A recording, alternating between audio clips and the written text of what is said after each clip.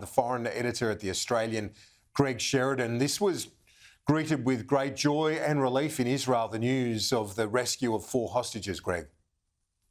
Yes, Kieran, understandably a magnificent effort by the Israeli commandos to get their people out. It's a very difficult operation because as soon as the Israelis approach, the Hamas terrorists are likely to kill the hostages. A great shot in the arm for the Israeli government.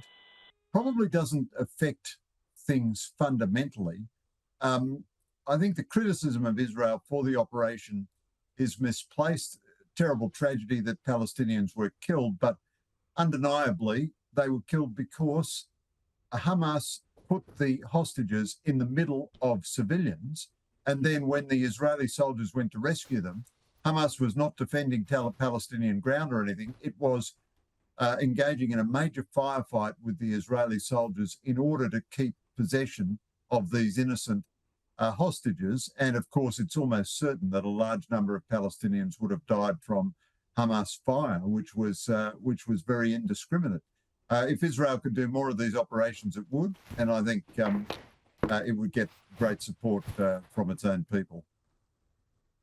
What's your read on the ceasefire, the proposal agreed to now by the UN Security Council?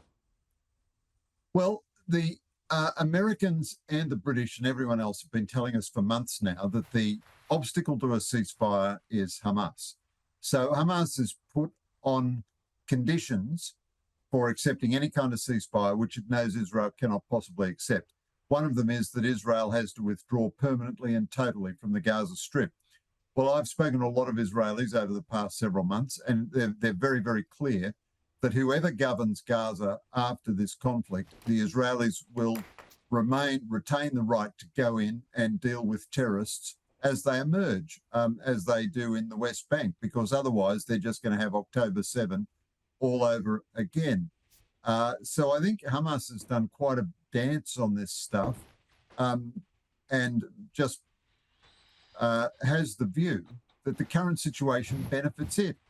Israel gets beaten up in the international media every day, loses support in the United Nations, and no one puts Hamas under any pressure to accept a ceasefire. Whereas from everything the Americans have said, Blinken has said this again and again and again, really for the last 3 months, probably longer than that, Hamas could have had a long temporary ceasefire, 6 weeks at least, just in exchange for 30 hostages.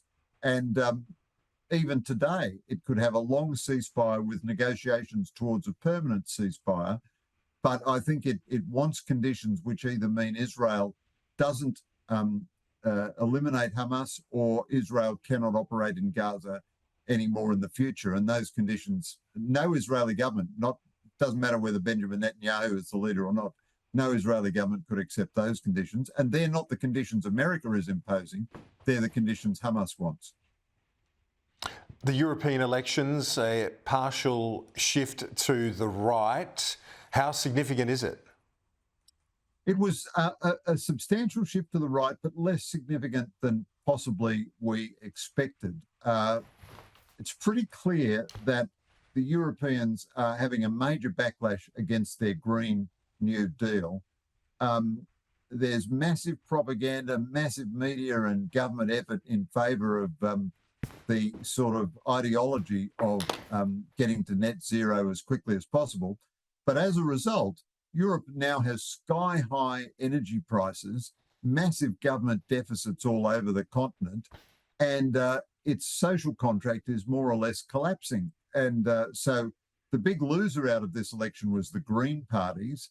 Some populist parties did very, very well. So Marine Le Pen won as much of the vote in France as the Labor Party wins in Australia. Giorgia Meloni won a similar vote in Italy, and the People's Party won in Austria.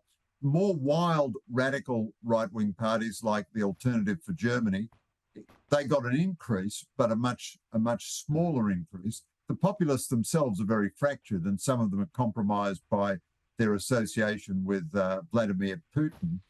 But the mainline centre-right parties did well, and all the populists got an increase in their vote as well. And some extreme left-wing parties did well as well, which shows me that there is a real fraying of faith in mainstream institutions across Europe. I think this rebellion against the green policies is just going to grow and grow as their cost gets greater and greater.